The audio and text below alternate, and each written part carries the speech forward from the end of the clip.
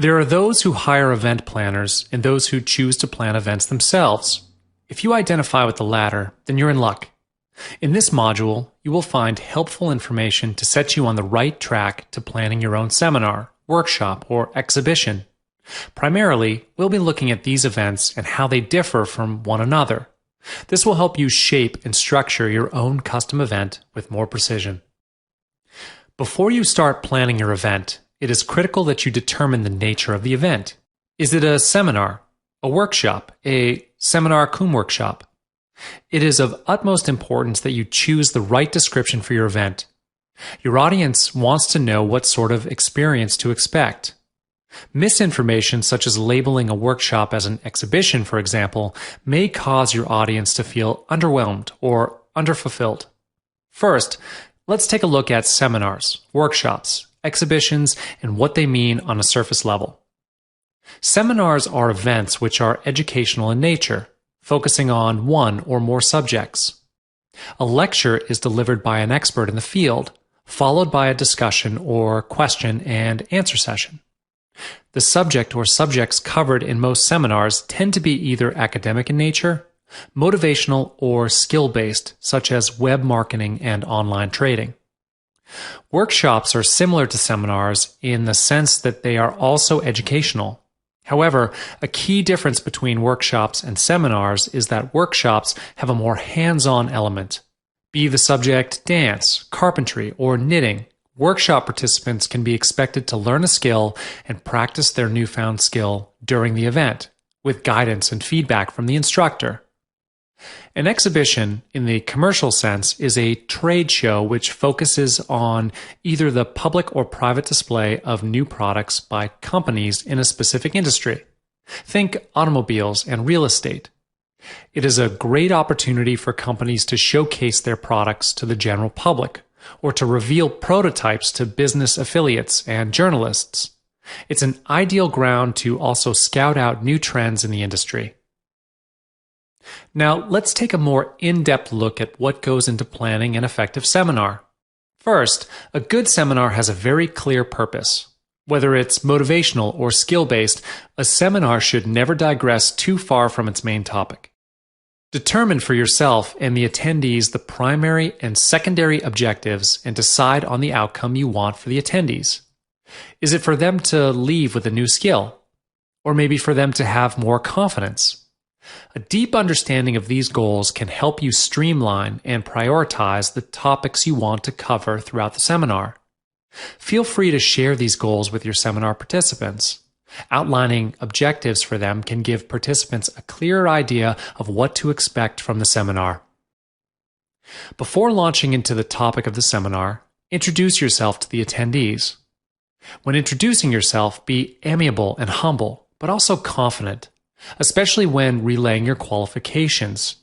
The attendees want to know that you are knowledgeable on the seminar topic. Also, if it's a smaller scale seminar, consider having the attendees introduce themselves as well. Handouts are great tools for seminars. Surveys or questionnaires can help you find out how familiar your audience is with the subject you're presenting. They also keep participants engaged and active.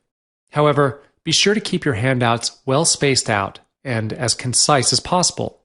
You want these handouts to supplement the things in your speech, not distract from it. One handout should take an attendee a maximum of 5 minutes to complete. Keep questions brief and direct. Consider using questions with multiple choices or true or false answers. Along with any handouts you have prepared, a detailed agenda or a minute-to-minute rundown of the seminar should be provided to attendees beforehand or at the beginning of the seminar. This agenda should include topics to be covered and break times. If your seminar is split into parts, it should also list the starting and ending times of the next sessions as well. Go through the agenda with the attendees. It's good practice to follow up your initial introduction immediately with taking participants through the agenda, as it prepares them for their time with you. Your speech is the core of a good seminar, so ensure that you have rehearsed your script and you know it very well. Do also provide moments in your script for crowd interaction. It prevents attendees from drifting off and from the seminar feeling like a university lecture. Familiarize yourself with any slides, visuals, or audio clips you may want to use and know exactly when you want to use them. You should rehearse your script with all relevant technical equipment, such as projectors and microphones, before the day of your actual seminar. This will ensure that the flow of your presentation is smooth and well-paced. Now, let's move on to planning an effective workshop. Due to the heavily hands-on nature of workshops, where attendees can spend more than half the time actively participating, it's important to do an ice-breaking session. This helps attendees loosen up and get comfortable with one another, which is vital, seeing as a workshop cannot be successful without active participation from all in attendance. Try getting them to play a simple game to shake off their initial nerves. Unlike seminars, which can have an attendance ranging from 20 to 2,000 people, workshops work best in smaller groups. A good range would be 15 to 40 participants. It gives you a large enough pool of people to offer unique views while remaining exclusive enough to foster real, meaningful friendships. You can also size your workshop according to the manpower you have at your disposal. If you have 5 facilitators in total, a workshop for 40 participants is possible. If there's only 2 of you, 15 or 20 people is a manageable amount. The right venue is also essential in creating a good workshop experience. Some factors to consider are size and facilities. Your venue must be large enough to accommodate the facilitators and participants, as well as have enough space for any activities you have planned. Be sure to also find out if the venue is prepared with projectors and a sound system. Even if you have no plans to use it, a standby microphone could come in handy. When crafting your workshop agenda, it's best to teach a few things in greater depth rather than rushing through an entire syllabus. You will have to prioritize. Try asking your participants which portions of the workshop they are most keen on learning and which portions they find most difficult. Keep your agenda flexible to accommodate these changes. If your workshop is supposed to run for 6 hours, try building in 10 to 15-minute break times after every hour. Depending on how much ground you need to cover, you can then subtract or add break times where necessary. Don't slash too many minutes off their break time, though. Downtime is vital for participants to catch their breath. During your workshop, you may encounter participants who are nervous about speaking up in large groups of 40 people. This is where breaking people into smaller groups can help. Some people are more comfortable interacting in more intimate groups. Besides that, group exercises are a fun and effective way of allowing participants the chance to form lasting bonds. Bonds which they will always link back to your workshop. How's that for brand loyalty? Next, let's discuss planning an effective exhibition booth.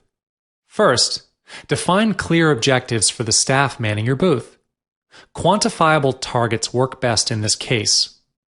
Examples of quantifiable objectives are conduct 50 research interviews or get 200 new leads. These objectives are easier for your team to understand as opposed to vague goals such as to increase brand awareness. Location plays a vital part when it comes to exhibiting.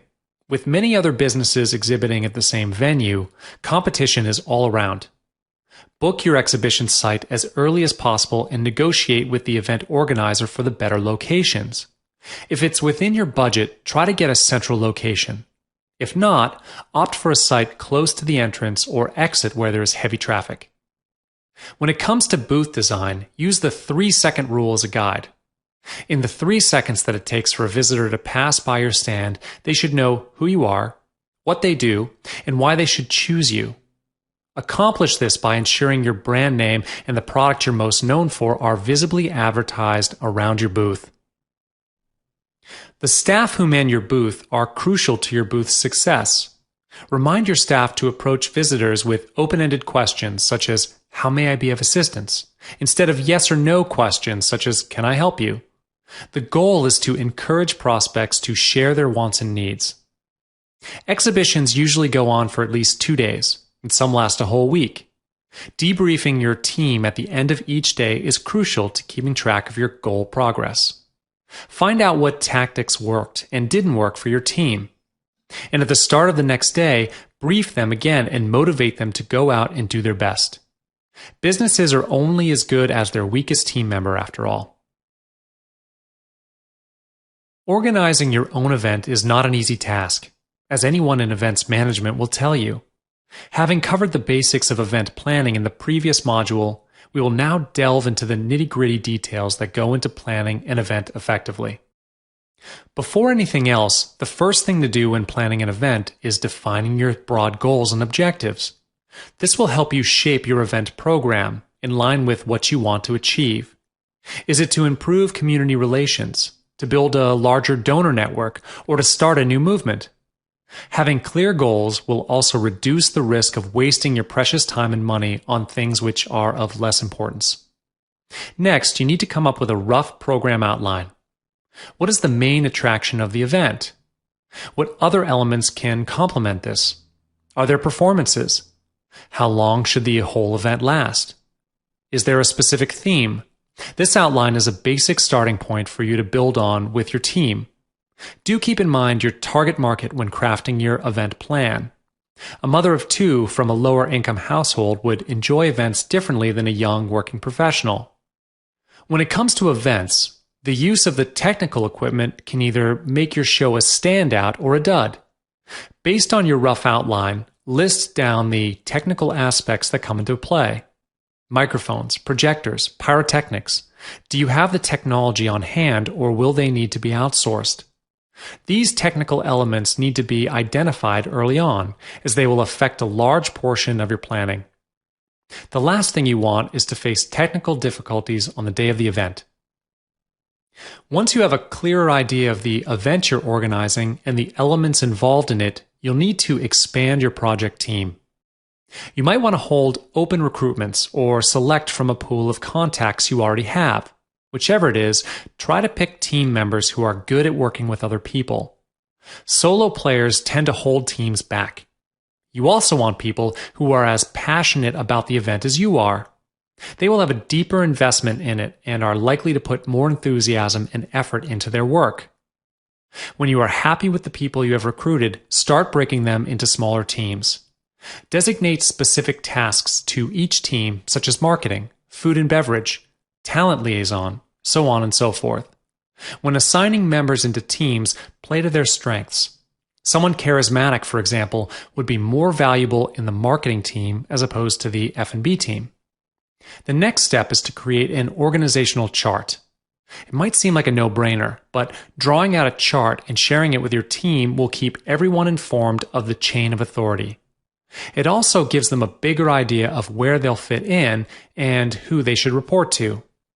Another thing to note is that the flow of information should always be flowing from the top of the organizational chart to the bottom, and vice versa. Now it's time to find the right venue for your event. During your research, look for places that are easily accessible. Select a venue which is easily reached by road and not difficult to find. You also want a venue which has facilities such as dressing rooms and meeting rooms available. These will come in handy as storage and rest areas. Think about suitability as well. If you are inviting dignitaries or government officials, look at ballrooms and hotel banquet halls. If you have pyrotechnics, perhaps consider an outdoors venue or a hall which leads into an outer garden area. Once you've shortlisted your venue options, schedule a viewing and bring along 2 or 3 team members with you. This preliminary visit to the venue is a great way to scout out the facilities available. And though the venue supervisor will likely be able to share a measured floor plan with you, it's better to bring along a measuring tape. Do not be afraid to ask questions regarding booking procedures, technical equipment, and any other concerns you may have. Be sure to also take as many photos as possible. From the front entrance to the backstage dressing areas. These photos can be very valuable in getting your team familiar with the venue before the event. Another important aspect when booking a venue is the paperwork.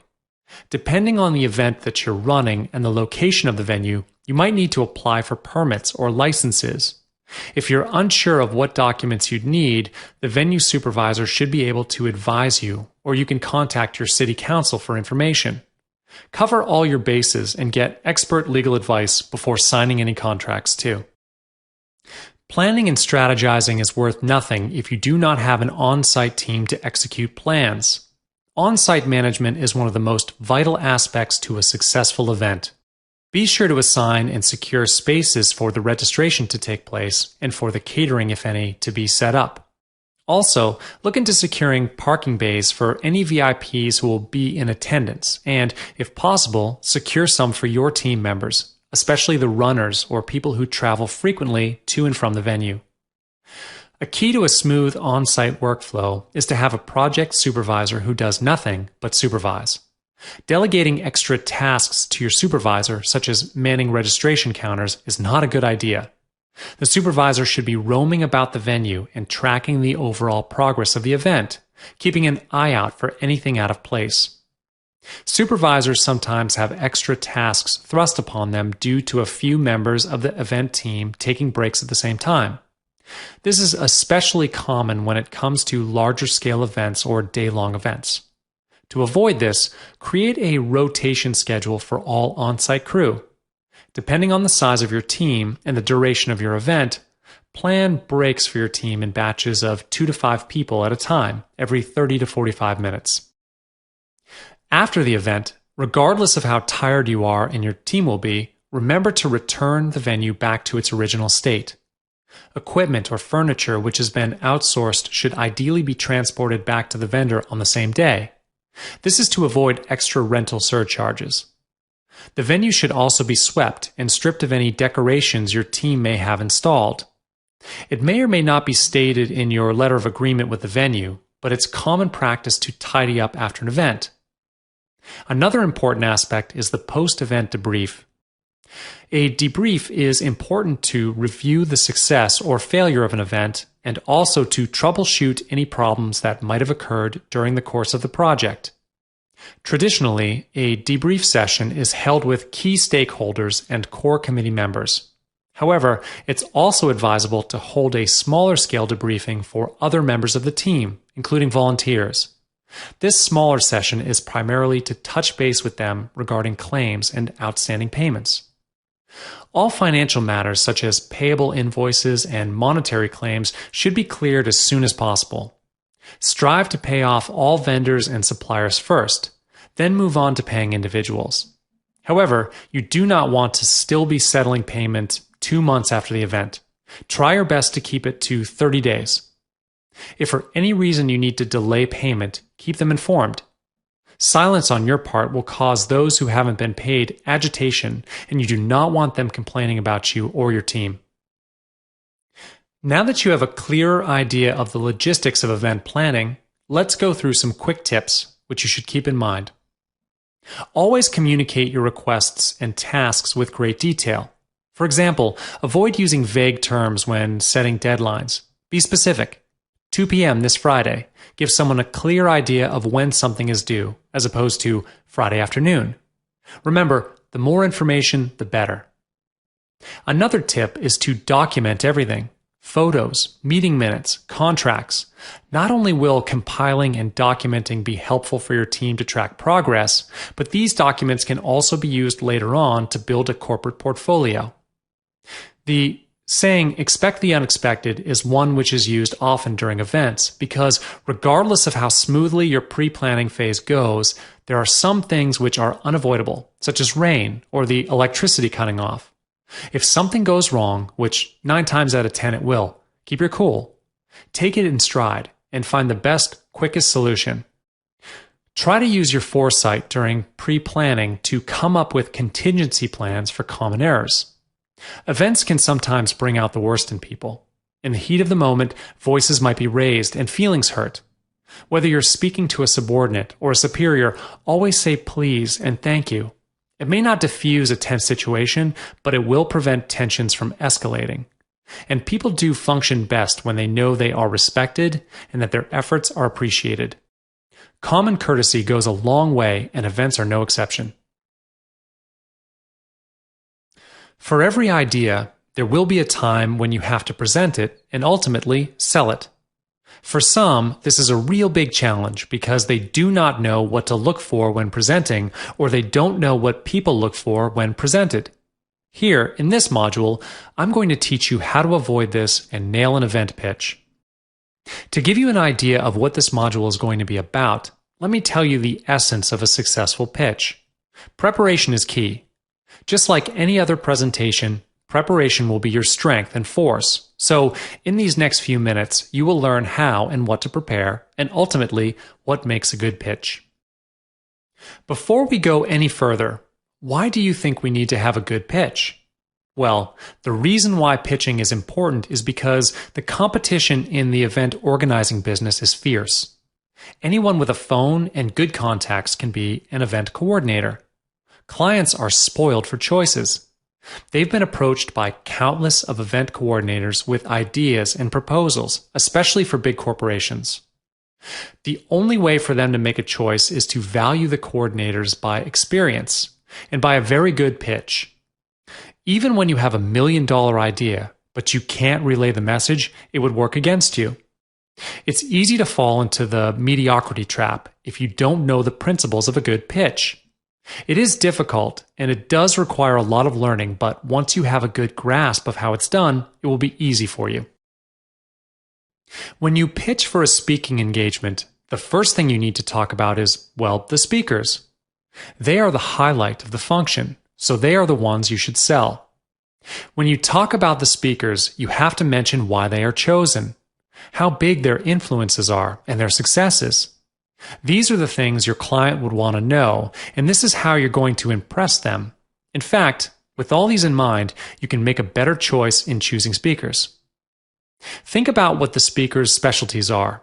Are they charismatic? Are they insightful? Are they knowledgeable? Are they funny? A funny speaker is always a good idea. Even though for a solemn topic, audiences expect to laugh or even chuckle. It's better if you've seen the speaker give a talk before so that you can sell your experience.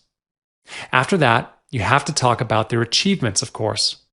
You must think about their credentials and why they're invited to give a talk at the event you're proposing.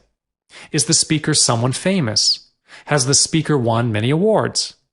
All these things will come into play in determining whether people will come to your event or not. Also, they will decide whether your proposal will be accepted or not. As an event coordinator, what you have to do when pitching is to sell the idea and also sell yourself. You are a big part of the project, of course, and organizers want to know the person who is going to be holding the helm of their project. Coordinating an event is a big responsibility, and the coordinator holds an important role, which is why organizers will only look for the ones who they can truly trust to carry out this duty. How do you convince them that you're the right person? The first thing you need to do is present yourself well. This includes the way you speak, the way you act, and the way you dress. First impression is crucial. When you're meeting the organizers to pitch, you need to speak eloquently and with confidence. Dress accordingly. Find outfits that would instill confidence in you and in the organizers. After that, you have to impress them with what you have in your arsenal. This includes your credentials, past experiences, your specialties, and everything about you that would sell. It's almost the same principle as with applying for a job, so you need to go out there and impress them. What the organizers will definitely look for is your past experiences in event organizing and how successful they were. Here are some vital things that you should think about when drafting your pitch. As mentioned, preparation is key. Not everyone can just go in a pitch and wing it. You're more likely to fumble and give a messy pitch if you are unprepared. First of all, affirm the structure of your pitch. You need to think about how you're going to present your idea. If you think you're not an articulate person, prepare key points in proper sentences so that you wouldn't awkwardly pause to rack your brain for words. Besides, we are far more comfortable with a prepared and practiced pitch. Next, you need to think about the hook. In every pitch, there is a hook. It's an idea that grabs the attention of the listeners and makes them listen through the whole pitch. A hook is the most interesting part of your idea. It is the strength of your idea. It's the wow factor. Ask yourself what it is about this idea that has the potential to make a real impact. The answer to that is the hook. One big important aspect of the event is to have a purpose and objective. There is no event in the world done without a purpose and objective. You must know what yours are. What is it that you want to achieve with this event? Will it leave an impact? Will it improve something? You need to have a clear direction on where you're going with it and why you're doing it. When pitching, you need to know this. Not only that, you also need to know how you can achieve your objectives. Moving on, you also need to know who your target audience is. For this part, you can't be too general. For example, the target audience is women. It's not enough. You need to be more specific and identify which group of women. For example, if you're organizing an event about domestic violence awareness, your target audience should be women who are connected to or directly involved in household abuse. Yes, we would want all women to be involved in this, but when pitching, you need a specified target so that the organizers would know that you have a clear direction on where you're going with your idea. Last, think about what the audience will experience. What will they feel after the event? What kind of changes you're hoping for them to make? The organizers would want to know all of this. Remember, an event is all about experiences. For bad events, a participant may forget what they've learned, but they'll never forget how they felt. Now that you know what it takes to make a good pitch, all you need to do now is be confident and all else will be well. We've discussed how to plan an event and run it. We've learned about how to pitch an event and even explored the structure of a pitch. So now, in this module, I'm going to teach you how to have the seats to your event filled. This involves promotion, which includes groundwork and online. First of all, how soon should we start promoting the event? Well, it depends on the expected turnout. For an expected turnout of 50 to 100 people, it's best that you start promoting at least 3 to 4 weeks prior. This is a principle that you should follow to be safe. Experts with a huge following and influence can do it in less time than that, of course. With their reach and influence, they're allowed to do it. However, there are other events like success resources that would start promoting 3 to 6 months prior, even though they are world-renowned. So, even if you're established, it's still a good idea to play it safe. Your promotion should start at least 3 to 4 weeks before the program. Remember, the bigger the expected turnout is, the earlier you should start promoting. What you'll need are promotional tools first. This includes posters, banners, graphics, emails, and flyers. All these are basics for promotion. You can get them from a graphic designer. For the posters, banners, and flyers, you'll need to print them way earlier than the start of the promotions so that you'd have room to make changes should you not feel happy with the graphics. Posters and banners should be up at the venue as soon as they are printed. Moving on to the next step, which is using the right tool to promote. The most accessible of all tools is, of course, social media. Social media presence is very important. So what you need to do first is to have an account in all major social media platforms such as Facebook and Twitter. Create a Facebook event page. It's free and it doesn't take a long time to prepare. A reason why you should use Facebook, other than it being one of the most powerful communication tools available, is that it can allow invited members to invite their friends and share the page. Also, with Facebook, your attendees can check the time and venue conveniently should you not have a website. You can also use the page to address any concerns from the attendees in the post updates. With Facebook, they're allowed to post and comment on posts on your wall, and it's imperative that you reply and communicate with them. An inactive Facebook page doesn't really make a good impression. On Twitter, open an account for your event. This is more about promotion than getting direct response for RSVPs or feedback like on Facebook event pages. So what you need to have for the Twitter account is basic information about your event, but most importantly, a hashtag. You need to come up with a short and recognizable hashtag such as, let's say your event's name is Internet Marketing with John Q. Your hashtag can be its acronym, which is IMJQ. This is so that it is memorable, and also it doesn't take as much space for a tweet. With Twitter, you can still communicate with the audience, but it only allows 140 characters per post. This doesn't really give you the liberty to communicate well.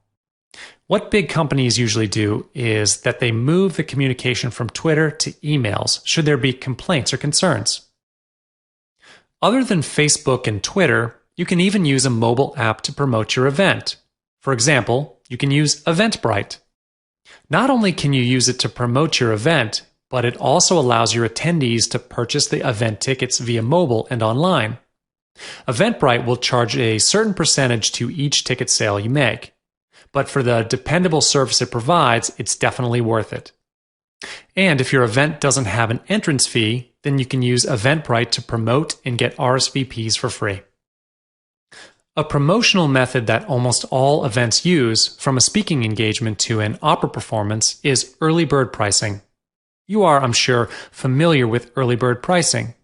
It's what we look for whenever there's an event. Getting a lower price for an event ticket just for purchasing it early sure is a good deal. There is no reason for your event to not have an early bird pricing, even if your event is not as big as concerts or festivals. Having an early bird pricing gives the people a sense of urgency, and the chances of making the sales are higher. You can set an early bird pricing by 2 stages, giving discount for early birds and standard pricing for the rest, or by a series of stages. For example, for 7 to 5 weeks early, the price for a ticket is $75. For 5 to 3 weeks early, the price increases a little bit to $90. For 3 weeks to the day of the event, the price is set to standard. You can also leverage on your sponsor for promotion.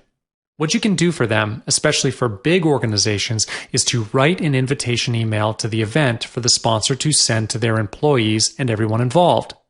Sponsors rarely will promote the event they sponsor except internally, between departments under them. Hence, you have to make it easier for them to promote by sending them a template email. You will learn more about sponsors and how to attract them in the next module. Your speakers are an instant leverage. Most likely, they have their own followers, especially if they're renowned and prominent. What you should do is get them to promote the event through their social media accounts such as Facebook and Twitter, and also on their website. Just like for the sponsors, as I've mentioned in the previous slide, you should make the promotion easier for them.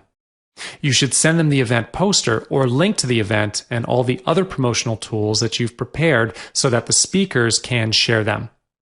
For truly influential and renowned speakers, their reach might be bigger than yours. When you do the content for all the promotions, whether content for your website, Facebook posts, Twitter posts, and even emails, what you should remember is these magic words: features tell and benefits sell. An event is all about the attendees and their experience. It's more about them than about the speakers or even you. And your promotions share about what the attendees will gain, not only what will be taught, but mostly about what they will experience. Do you always have trouble finding sponsors? Has it been a frustrating and fruitless endeavor? In this module, we're going to put an end to that. Welcome to another module of Event Organizing Made Easy, where you'll learn about sponsors and how to attract them. Before we go any further, why do we need sponsors for our events exactly? Well, the first and obvious explanation would be that they provide financial support. It's always a great idea to have a pillar that will help out on some essentials that would hurt your budgeting. For some events, coordinators may not have the budget on amenities yet, as they would only get returns after the event. So they need money up front. Having sponsors would really help in such situations, and this situation is very common. Also, having established sponsors would make your event more validated. This will help your event with publicity and recognition. With big sponsors especially, you might even get the attention of the media. More people would flock to your event when you have sponsors who are renowned. Before we go into the details of how to attract sponsors, we must first know why is it that big companies sponsor events. When we know what they gain from a sponsorship deal, only can we know how to approach and convince them. One of the reasons why organizers do sponsorships is, of course, brand visibility. It's part of marketing, really. They want their brand to be as visible as possible so that they'll be well known, and this usually brings profit for them. They also want brand recognition. Sponsorships can really help strengthening their brand and image, especially when an event involves charity. The company would be interested to be a part of it. First, because it creates good publicity for them, and also, some companies show support to a certain cause. Another reason why companies would sponsor a certain event is so that they could sample their products. Some sponsors, for example, an isotonic drink company, would request a spot in the ground of the event so that they could distribute their samples to the participants. Just like for the purpose of brand recognition, this allows the sponsor to expand their reach and will help them with profit. Above all else, some companies will sponsor events because they are bound by duty. They all have a corporate responsibility and they have to do sponsorships. In big companies, they have a corporate responsibility department that you can approach when you want to request sponsorships. Now we'll move on to actually approaching sponsors. First of all, you need to find out who in the organization you should approach. With small and medium businesses, there probably won't be any trouble to talk to the business owner directly. But for big corporations, you need to approach a specified department. Usually, for really big corporations, they have a corporate responsibility department. They're usually the charity arm of the company. Or, if the company doesn't have a corporate responsibility department, you can approach the marketing department. They are responsible for the company's image too, so you can bring the proposal for a sponsorship to them. Get in touch with them, then follow their procedure should they have one. Usually, they get a large number of sponsorship requests, so they've established a procedure for all the applications. When you get through to them, you have to give them a reason to sponsor you. Previously, we've explored effective methods in pitching. In appealing to the sponsors, it's quite similar to what you learned in that module. The only difference is that, with sponsors, there's one extra element that you need to have in your pitch: emotional. Remember that you need the sponsors more than they need you. What you can do is leverage on emotions when you request for sponsorship. Emotion is a powerful tool. It's the ultimate connection. This works especially for humanitarian and even animal welfare-related events. You show them that your event is for a bigger purpose. To do this, you can share a story. With stories, you can create sympathy and empathy. It's the only way to use the emotional approach with them. A story is the best way to appeal to them emotionally. It can be someone else's story, or it can even be your story. The important thing is that when you've appealed to them emotionally, the chances of getting a sponsorship are very high. Next, what the sponsors will definitely want to know is who will be attending your event. The demographics of the audience. As discussed in the pitching module, you need to know specifically who they are, including age range, gender, interest, and more. It would be more appealing to the sponsors if your event and the sponsor share the same target audience. You'd have a higher chance of getting their sponsorship if that's the case, as they will always want to expand their market and keep their visibility with their current customers.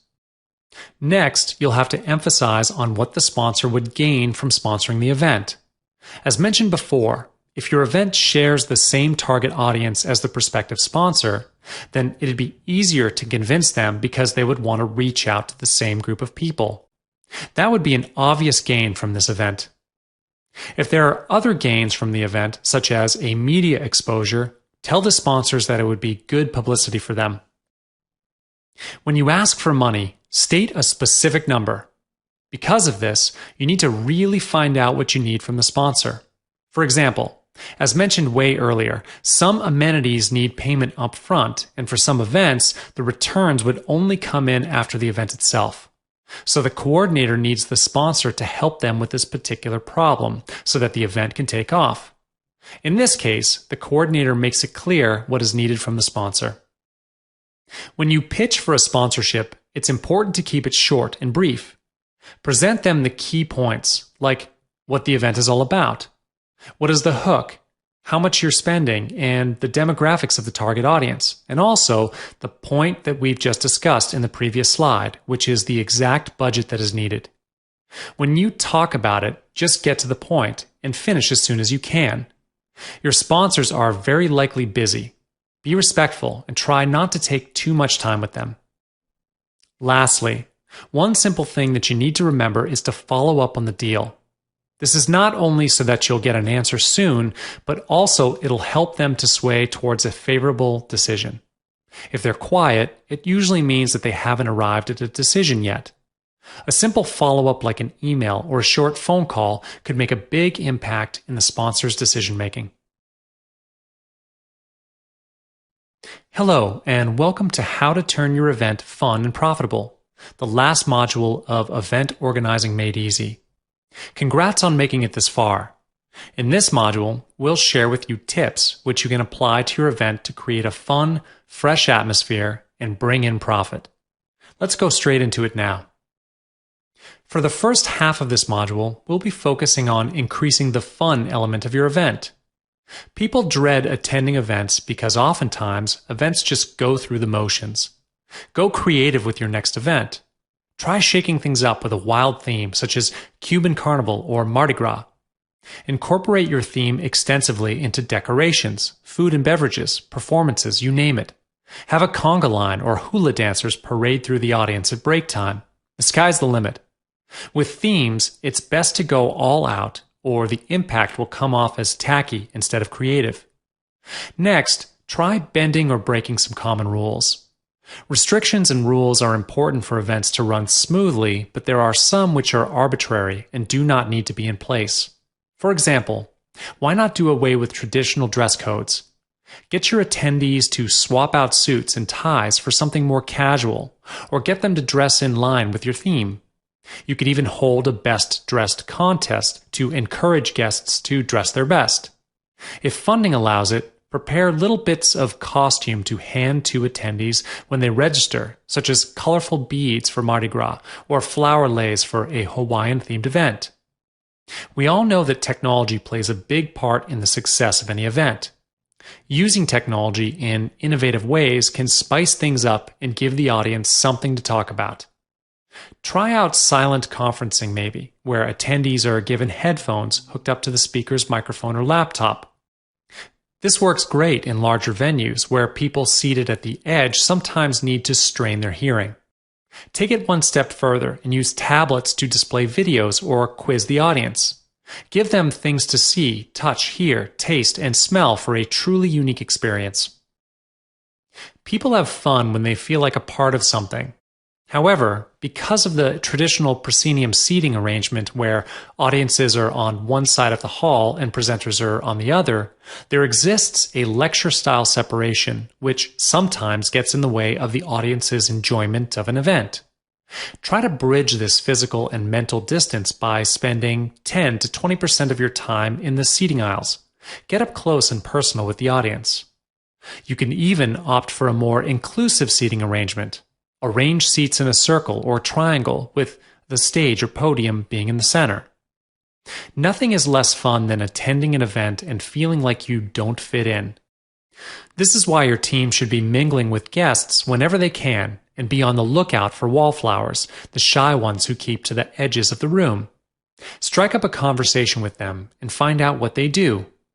Let them know subtly that their attendance is appreciated and help them blend in. Introduce them to other people at your event or pair them up with other wallflowers. Also, being told no is rarely fun, so do refrain from shutting down ideas and opinions when mingling with your guests.